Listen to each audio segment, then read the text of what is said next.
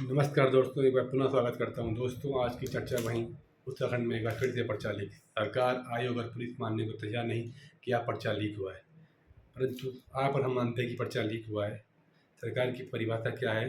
मुझे नहीं लगता कि उनकी परिभाषा कुछ और होगी शायद, इसीलिए ना हम वो मानने को तैयार नहीं। इसीलिए सरकार बाइट बाइट दी जा रही है, पर्चा लीक नहीं है, एक कमरे से ही भाग आया है। दोस्तों, कल के घटनाक्रम तक आपको जानकारी होगी ही। खालिद कल रात गिरफ्तार हो चुका था। कल शाम को एक घटनाक्रम होता है कि हरिद्वार उड़की से 3-4 बसों में कुछ छात्रों को परेड ग्राउंड में लाया जाता है। वहाँ उनसे नारेबाजी करवाई जाती है, वो भी स्कूली ड्रेस में, कॉलेज की ड्रेस में। ठीक है। और उनका मंडल, प्रतिनिधि मंडल सीएम से साहब से भी मिलता है उसके बाद, धामी जी से। और वहाँ पहले वो पुलिस कप्तान को ज्ञापन सौंपते हैं कि जी हम असली छात्र हैं, परीक्षा का परिणाम घोषित कीजिए। 21 तारीख को परीक्षा हुई है, इन्हें 23 तारीख को परिणाम चाहिए। ठीक। उसके बाद जब बेरोजगार संघ में स्वाभिमान मोर्चा को भनक लगती है कि कुछ छात्र ऐसे ऐसे बोल रहे हैं, तो वह इनसे बात करने जाते हैं। पुलिस द्वारा उन्हें आगे भगा दिया जाता है। नेपाली फॉर्म में उन्हें उनसे वार्ता की जाती है, तो उसमें से बड़ा घटनाक्रम ये साबित आता है कि वो छात्र खुद, कैमरे पर उनके बाइट हैं, वीडियो चल रही है, आप देख लीजिए।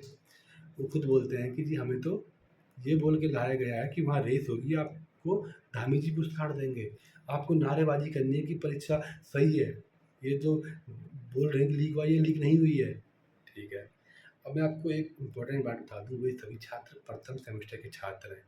तो सलाहकार महोदय जी, आपसे मैं इतना पूछना चाह रहा हूँ, आप तो आईएएस होंगे या आईपीएस होंगे, तो जो भी होंगे, या तो फिर कोई वैसा ही सलाहकार बैठा होगा जो ये सारे कार्य करवा रहा है। ठीक है। अरे भाई साहब, स्नातक स्तरीय परीक्षा है और आप प्रथम सेमेस्टर के छात्रों को ले जा रहे हो और उनसे बुलवा रहे हो कि हमने परीक्षा दी है, परीक्षा परिणाम घोषित करो।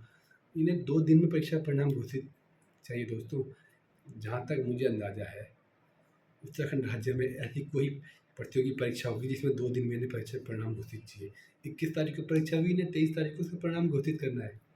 ठीक है। सलाहकार जी ने सोचा होगा कि ऐसे में युवा भटक जाएँगे कि नहीं जी वो सही बोल रहे हैं।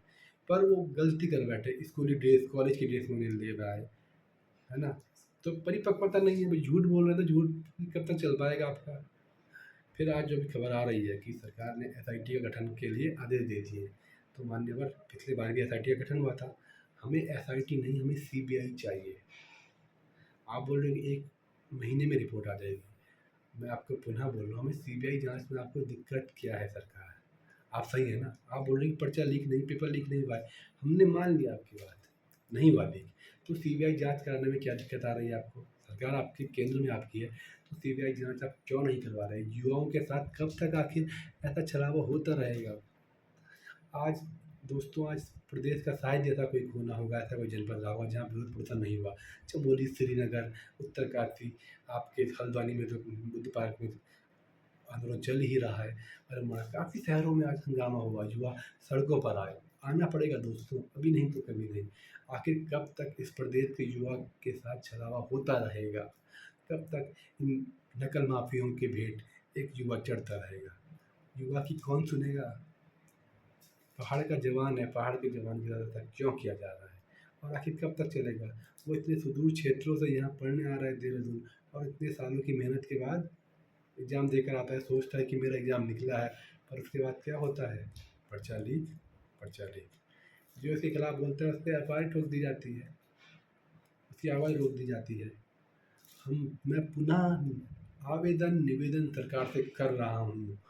आप बोल रहे हो कि किस तारीख वाला पर्चा लीक नहीं हुआ है, तो महोदय सीबीआई जाँच करवा दीजिए। दूध का दूध, पानी का पानी हो जाएगा। मैं नहीं बोल रहा हूँ कि लीक हुआ है, तथ्य बोल रहे हैं, स्क्रीनशॉट बोल रहे हैं जो पूरा आया है। अभी हरबटपुर एक स्कूल भी है, उसकी कटिंग भी अगर आपको मैं दे दूँगा। वहाँ पर कुछ आपत्ति थी कि कैमरे पर उन्होंने काली पट्टी लगाई और ये वो था। तो उस स्कूल की जो निदेशक हैं, जो आपके डायरेक्टर, उन्होंने पूरा स्टेटमेंट जारी कर दिया है कि वो कैमरे आयोग के थे, आयोग की संस्तुति के बाद ही उन पे काली पट्टी लगाई गई। उन्होंने मान लिया कि वो आयोग के थे, उसमें उसकी कोई गलती नहीं है। तो अब ऐसा क्यों? ये मैं नहीं बोल रहा हूँ, ये तथ्य बोल रहे हैं। हम तथ्यों पर ही आधारित बात कर रहे हैं। हम चाहते हैं कि उत्तराखंड में सीबीआई जाँच हो। और दूसरी बात, जो अभी शाम तक की एक खबर और मिली थी, पुलिस द्वारा देहरादून के विभिन्न कोचिंग संस्थानों में छापे मारे गए, या कहें कि उनसे पूछताछ की जा रही है। तो वो आज ही पूछताछ क्यों की जा रही है? ठीक है, पूछताछ आपका एक फर्ज़ है, आप करिए, रूटीन होता है कि भाई कौन पढ़ रहा है, कहाँ पढ़ रहा है, आपकी ज़िम्मेदारी है लॉ एंड ऑर्डर। लेकिन वो आदेश आज ही क्यों, जब पूरा प्रदेश देहरादून में सड़कों पर है, सड़कों पर सोने को मजबूर हैं सारे लोग, खाना सड़कों पर खा रहे हैं, समर्थन मिल रहा है। हमें दिन में था तो कुछ लोग दिल्ली से यहाँ आए थे समर्थन देने कि भाई बेरोजगार सब बहुत गलत हो रहा है। नेशनल मीडिया तक ये मुद्दा उठ चुका है। मेरी सरकार से पुनः निवेदन है, आयोग से पुनः निवेदन है, कृपया निष्पक्ष जांच कीजिए सरकार। हमें एसआईटी नहीं चाहिए, हमें सीबीआई चाहिए। ये प्रदेश का युवा आपसे मांग रहा है। माननीय मुख्यमंत्री, आदर्श युवा मुख्यमंत्री, आपसे निवेदन कर रहा हूँ मैं, हमें सीबीआई चाहिए, एसआईटी नहीं चाहिए। ये प्रदेश के भविष्य का सवाल है।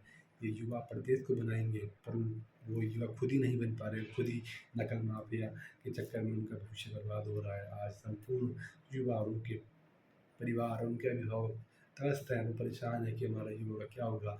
इतने साल की तैयारी कर रहा है और पेपर लीक हो जा रहा है। धन्यवाद दोस्तों। आगे आपके साथ जैसे ही अपडेट होगी आपके साथ तुरंत जुड़ूंगा। बहुत बहुत धन्यवाद।